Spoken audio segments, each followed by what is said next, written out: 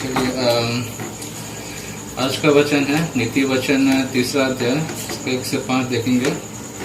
हे मेरे पुत्र, मेरी शिक्षा को ना भूलना, अपने हृदय में मेरी आज्ञाओं को रखे रहना, क्योंकि ऐसा करने से तेरी आयु बढ़ेगी और तू अधिक कुशल से रहेगा।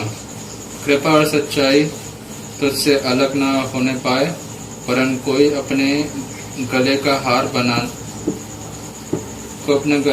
बनाना और अपनी हृदय रूपी पटिया पर लिखना।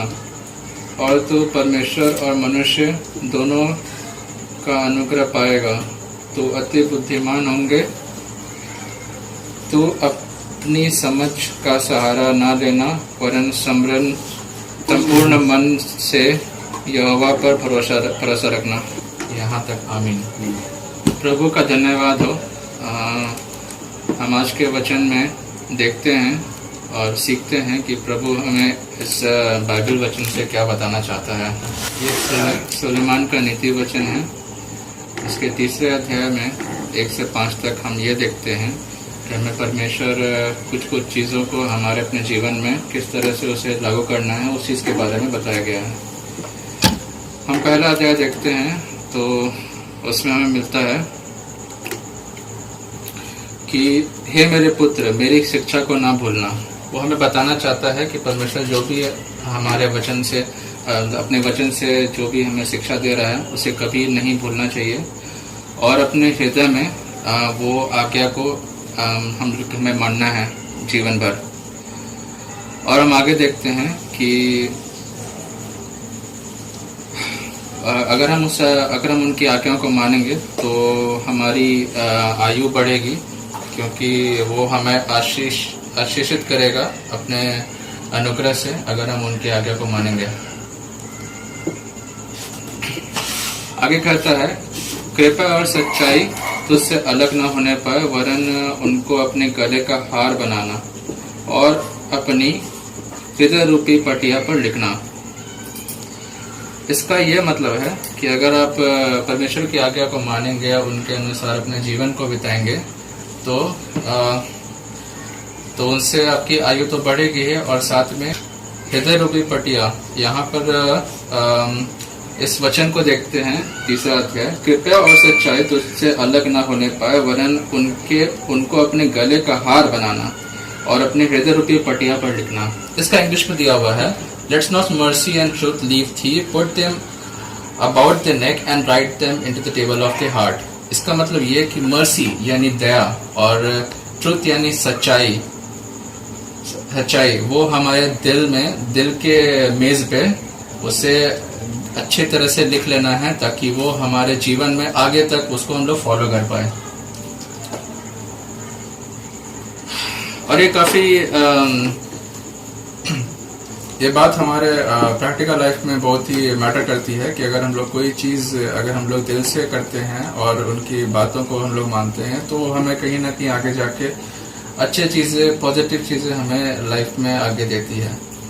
अगर हम किसी की बिना कोई फ़ायदे या बिना कोई कोई नेगेटिव मन से अगर हम लोग किसी की कहीं पर भी कोई हेल्प कर देते हैं, कहीं रोड पे किसी को रास्ता क्रॉस करा दिए या फिर कभी किसी को कोई हेल्प कर दिया, या चाहे पैसे से हो या किसी तरह से हो, तो वो कहीं ना कहीं हमारे जीवन में वो आशीष बन के हमें वो हमारे जीवन में रिजल्ट लाएगा, आगे जाके वो अनुग्रह करेगा। हम आखिरी वचन में देखते हैं जो हमारे आज का पाठ का था कि तू अपने समझ का सहारा ना लेना, वरन संपूर्ण मन से यहोवा पर भरोसा करना। ये 5वां वचन हमारे इंग्लिश बाइबल में दिया हुआ है, have confidence in the Lord. हमें परमेश्वर पे पूरी संपूर्ण रीति से भरोसा करना है, विद द ऑल हार्ट, पूरे दिल से करना है। And lean not upon they own prudence. Prudence का मतलब होता है विवेक, जिसको आप अन्य शब्दों में मानते हैं बुद्धिमानी, या दूसरे का शब्द में बोलते चालाकी, या हमारा जो समझ है। क्योंकि जब हमारे जीवन में कोई चीज़, कोई ऐसा परेशानी या तकलीफ हो जाती है, जिसमें हमारा समझ काम नहीं करता है, तो हमें एक ही रास्ता दिखता है जो कि है परमेश्वर का रास्ता, और वो रास्ता हमें हर तरह से हर सिचुएशन में गाइड करता है। इसीलिए इस अध्याय में कहा गया है कि हमें संपूर्ण रूप से परमेश्वर पे भरोसा करना चाहिए, और उन्हीं के तरफ से हमें कोई ना कोई तरीके से हम लोग को गाइडेंस मिल जाता है। चाहे हम कितनी भी कोशिश कर ले उससे मतलब दूर जाने का या उससे कुछ भी, लेकिन हमें वो हमेशा हमारे साथ रहते हैं, हमें वो रास्ता दिखाने के लिए। तो इस छोटे से वचन से हम 5 चीजें सीखते हैं। पहला चीज ये है, do not forget my law. जो हमें कानून मिलती है, जो हमें सीख मिलती है इस बाइबल के वचन से, उसे हमें कभी भूलना नहीं चाहिए और हमें उसे हमेशा फॉलो करना चाहिए। दूसरा सीखते हैं कि let your heart keep my command. जो परमेश्वर से, हमारे बाइबल के वचन से हमें जो आज्ञाएं मिलती है, उसे हमेशा अपने दिल के मेज में उसे हमेशा रखना है और उसे कभी भूलना नहीं है, और उससे हमें हर टाइम फॉलो करना है। अगर हम उस आज्ञाओं को, उस वचनों को हम लोग फॉलो करेंगे तो हमेशा हम अपने जीवन में अपने उद्देश्य को हमेशा अचीव कर लेंगे, पा लेंगे। तीसरा चीज ये देखते हैं कि they will add to you. इसका मतलब ये है कि हमारे जीवन में कहीं ना कहीं तरह से हमारे जीवन में वो हमारे साथ जुड़ते रहती है, हमारे आगे के व्यक्तिगत जीवन में। हम चाहे कोई भी काम कर रहे हो, अगर हम किसी का बिना कोई झिझक या बिना कोई चीज़ के हम लोग अगर उनका हेल्प करते हैं, ये नहीं देखे कि हम कितने सक्षम हैं या कितने अमीर है या गरीब है, हमें दिल से अमीर होना है। अमीर तो लोग पैसे से भी हो जाते हैं, लेकिन दिल से अमीर होना है, और वही दिल हमें रखना है। दिल का मेज हमें परमेश्वर के सामने रखना है, और हमें परमेश्वर की आज्ञाओं को मानना है, और उससे हम लोग को उसी के अनुसार हमें अपने जीवन पे काम करना है, ताकि हमारे जीवन में आयु हमारी बढ़ती रहे और हम शांति में जीवन, सुखमय जीवन हमेशा जीते रहे बिना कोई परेशानी के। चौथा चीज हम देखते हैं कि let's not mercy and truth forsake you. इसका कहने का मतलब यह है कि हमारे जीवन में जो दया है और सच्चाई है, वो हमारे जीवन से अलग ना होने पाए। हमेशा हमें दया और सच्चाई ये हमारे लाइफ में बहुत ही, हमारे पर्सनालिटी में, हमारे व्यक्तिगत जीवन में ये बहुत ही मायने रखती है। अगर हम इसके अनुसार चलते हैं तो हमारे दिन भर के चीज़ों को वो उसी तरह से, उसी के अनुसार वो चलाती है। अगर हम मर्सी नहीं दिखाते हैं और हम किसी के साथ कुछ बुरा करते हैं या कुछ बुरा बोलते हैं, तो हमारे कहीं ना कहीं हमारे आगे जाके वो हमें नुकसान देता है। और सच्चाई, हमेशा सच्चाई से रहना है। कभी भी झूठी बातों को या झूठे चीज़ों को कभी भी हमें सपोर्ट नहीं करना है। अगर हम उस चीज़ को सपोर्ट करेंगे तो हमें फिर बुरी चीज़ें ही या बुरे रिजल्ट ही मिलेंगे। तो हमेशा हमें ये चीज़ का ध्यान देना है।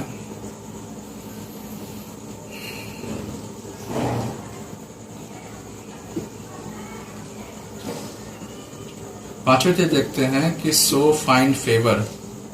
इसका मतलब ये है कि जो परमेश्वर का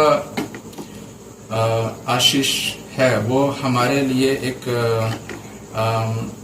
आकर्षण की तरह है। हमें उसे खोजने की ज़रूरत है। अगर हम उस हिसाब से हम अपने जीवन में उसे लाते हैं तो परमेश्वर हमारी हर तरह से सहायता करता है, और हमें उसका, इस बात का शुक्रगुजार होना चाहिए कि उन्होंने हमें इतना अच्छा जीवन दिया है कि हमें किसी भी आशीष की हमें कमी नहीं हो रही है।